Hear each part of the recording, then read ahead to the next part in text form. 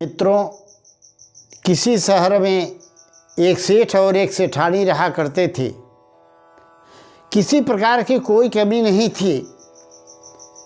उनके जितने भी व्यापार थे सब अच्छी तरह से चल रहे थे। धन दौलत की कोई कमी नहीं थी, नौकर चाकर थे, अच्छा खासा उनका काम चल रहा था। पर मित्रों, समय के फेर को बदलते देर नहीं लगती। समय का चक्र राजा को रंग और रंग को राजा बनाते देर नहीं लगता।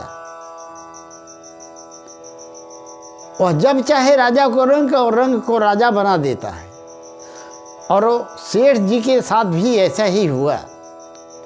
धीरे धीरे उनका आमदनी कम होनी शुरू हो गई, व्यापार बंद होने लगे और व्यापार में घाटा होते होते ये स्थिति आ गई कि उनका सारा व्यापार ही ठप पड़ गया, बंद हो गया। बहुत कर्ज लेकर के संभालने की कोशिश की पर संभाल नहीं पाए और कर्ज के बोझ के तले दब गए और कर्ज देने वाले उनके यहाँ तकादा करने आने लगे। मित्रों, देखिए, जब आपके पास पैसा होता है तो सब लोग आपकी सहायता और मदद करते हैं, पर जब आपके पास पैसा नहीं होता है, आप गरीब हो जाते हैं, तो कोई दिखाई नहीं देता, कोई साथ नहीं देता। हाँ, अगर विश्वास है तो भगवान साथ जरूर देते हैं, देर सवेर, आज नहीं तो कल। अब वो सेठ और सेठानी जो थे, दोनों भगवान श्री कृष्ण के परम भक्त थे। उनकी प्रतिदिन पूजा पाठ किया करते थे, घर पर भी और दुकान पर भी। उन्हें ही अपना इष्ट मानते थे। अब इस गरीबी की हालत में सेठ भगवान की पूजा पाठ करने के बाद सेठानी से कहा कि देखो, हमारे ऊपर कर्ज बहुत बढ़ गया है और दुकानें तो चल नहीं रही हैं, दुकानें सब बिक गई। ऐसा करो कि गांव में कोई भी कर्जा नहीं देता, क्योंकि सब जानते हैं कि मैं चुकाऊंगा कहाँ से। ऐसी परिस्थिति में कोई कर्जा मुझे देगा क्यों? तो एक काम करें, चलो तुम्हारे मायके चलते हैं और वहाँ चल करके कुछ धन मांग लेंगे, जिससे व्यापार करके धीरे धीरे कर्ज को उतार देंगे और हमारा जीवन भी अच्छी तरह से बीतने लगेगा। आखिर रिश्तेदार लोग इसी समय के लिए तो होते हैं, बुरे दिन में जो काम आए वही रिश्तेदार। तो ऐसा विचार करके वह सेठ सेठानी के साथ अपने ससुराल के लिए चल दिया और भगवान का स्मरण करते हुए उसके मन में थोड़ा सा दुख हुआ और प्रार्थना की कि प्रभु, अब आप के ही भरोसे है, आप जैसा चाहें वैसा करें। जब ससुराल के नज़दीक सेठ पहुंचा और सेठानी, तो सेठ बड़ा स्वाभिमानी व्यक्ति था। उसने अपनी पत्नी से कहा कि एक काम करो, देखो, आज तक तो मैं जो व्यक्ति मेरे पास आता था उसको मैं पैसे दिया करता था, कर्ज दिया करता था, और आज मैं कर्ज लेने जा रहा हूँ। तो तुम एक काम करो, अपने मायके जाओ। अगर तुम्हारे मायके वाले तुम्हारा सम्मान करें, इज्जत करें, प्रेम से बैठाएं और तुम समझो कि यहाँ मेरा आदर होगा, मेरी बातों की कीमत होगी, तो आकर के मुझे बुला लेना, मैं भी चलूँगा, वरना सीधे वापस चली आना। सेठानी ने वैसा ही किया। वह अपने मायके गई अब वहाँ मायके में देखा तो उसके माँ बाप एक तरफ पड़े थे, बैठे हुए चुपचाप, भाई लोग भी बैठे थे, बहनें भी थी। वह गई, खड़ी रही, पर किसी ने बैठने तक को नहीं कहा, क्योंकि ये चर्चा वहां तक पहुंच चुकी थी कि ये लोग इतने गरीब हो गए हैं, ये कुछ न कुछ कर्ज मांगने ही आए होंगे, और अगर इनको दे दिया तो ये चुकाएंगे कहाँ से। इस बात को लेकर कोई नहीं बोला। सेठानी समझ गई थी। वह वहां से वापस आई और सेठ को बताया। सेठ सारा माजरा समझ गया कि लोगों ने ठीक ही कहा है कि गरीबी में जो अपने होते हैं वो भी साथ छोड़ देते हैं, गैरों की तो बात क्या करें, अपने भी साथ छोड़ देते हैं। और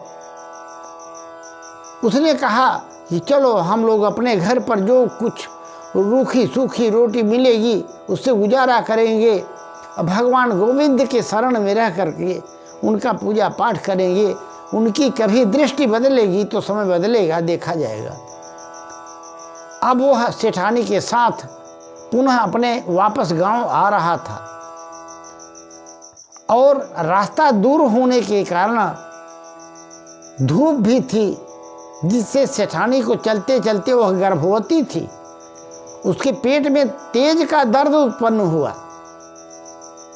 और जब वह बर्दाश्त न कर सकी तो सेठ से कहा कि जो खेत है, बाजरे का खेत है, घना है, आप मुझे उस पे खेत में छोड़ दीजिए,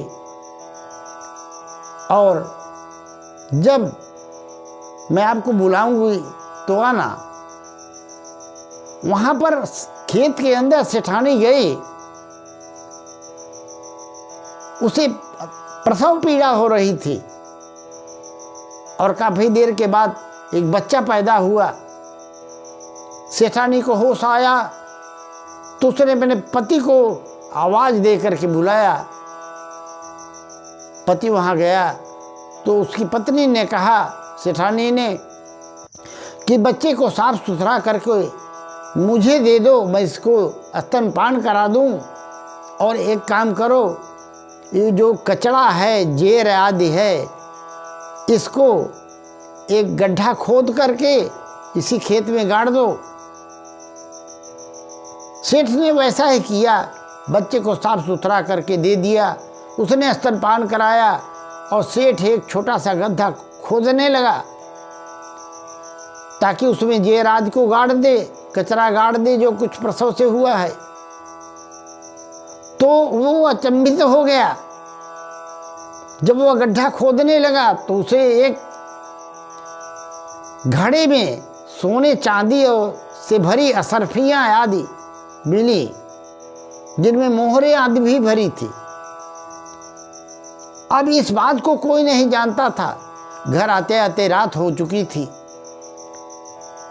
सेठ आया घर, और धीरे धीरे ये भगवत कृपा ही वो मान रहा था, और उसने अपने सारे कर्जदारों को निपटाना शुरू किया। धीरे धीरे सबका कर्जा अदा कर दिया। कर्ज अदा करने के बाद अपने व्यापार में पैसा लगा करके पुनः उसको शुरू किया। अब समय बदल चुका था। जिस व्यापार में दिन प्रतिदिन घाटा होता था, अब नफा होने लगा था।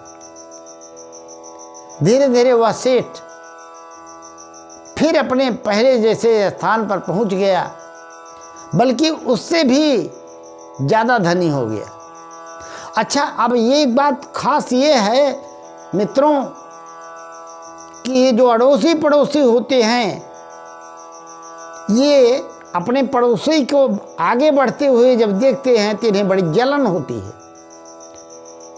समाज में कितने लोग ऐसे हैं जो अपने दुख से नहीं दुखी हैं, दूसरे के सुख से दुखी हैं, दूसरे के विकास से दुखी हैं। उन्होंने जा कर के बाजरे का खेत का जो मालिक था, गांव का जमींदार था, उसको ये सारी बात बताई। और वह बात पता कैसे चली?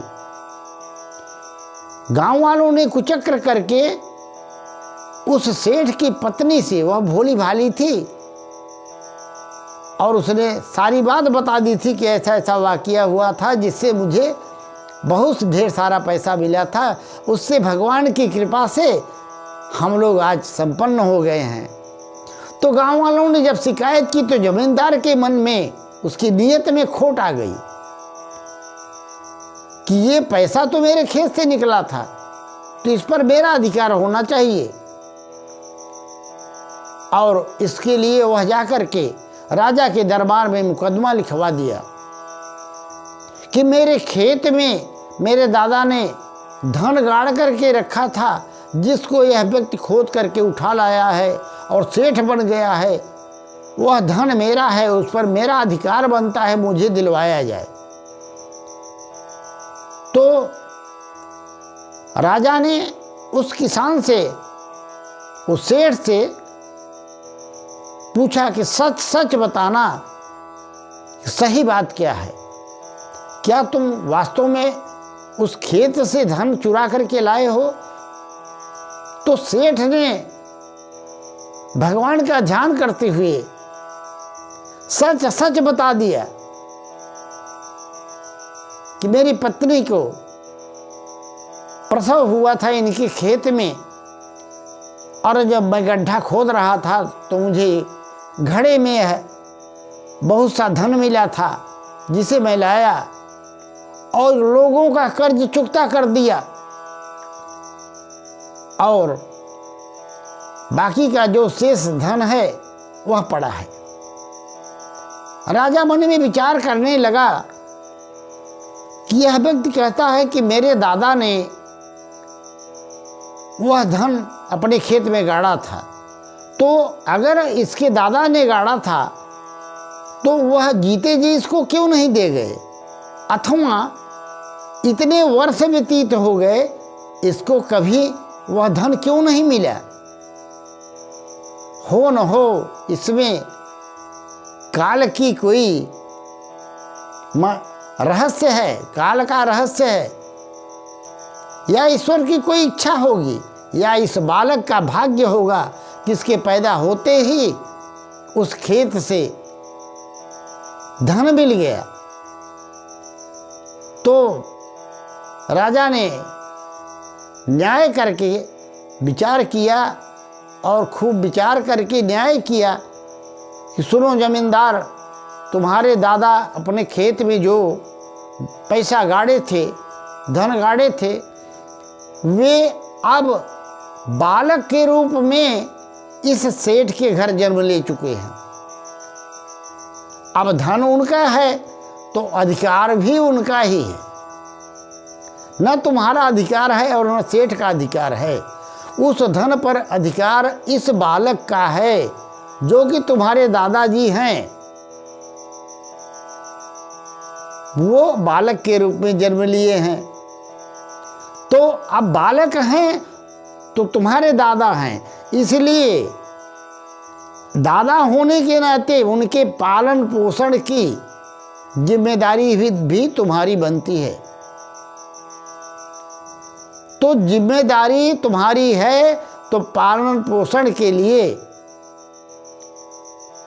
मासिक खर्च के रूप में कम से कम 500 रुपये महीने तुम्हें इस सेठ को देना पड़ेगा। कर्ज चुकता जो ये कर दिया है वह तो चला गया, बाकी का धन खजाने में जमा करवा दिया जाएगा, और जब तुम्हारे दादाजी बड़े होंगे तो यह धन उन्हें सौंप दिया जाएगा। मित्रों, इस न्याय को सुनकर वह जमींदार पर गाज गिर पड़ी और वह परेशान होकर के अपना सा मुंह लेकर के वापस चला आया। और राजा ने उस सेठ को बाइज्जत बरी कर दिया और कहा कि तुम ले जाओ, बच्चे का पालन पोषण करो और बाकी जो कुछ भी धन तुम्हारे पास है खजाने में जमा करवा दो। बच्चा बड़ा हो जाएगा तो फिर बच्चे के नाम चला जाएगा। सेठ बड़ा प्रसन्न हुआ और राजा को धन्यवाद दिया न्याय के लिए। मित्रों, ये कहानी आपको कैसी लगी? अगर अच्छी लगी हो तो कमेंट में जय श्री कृष्ण राधे राधे अवश्य लिख दीजिएगा।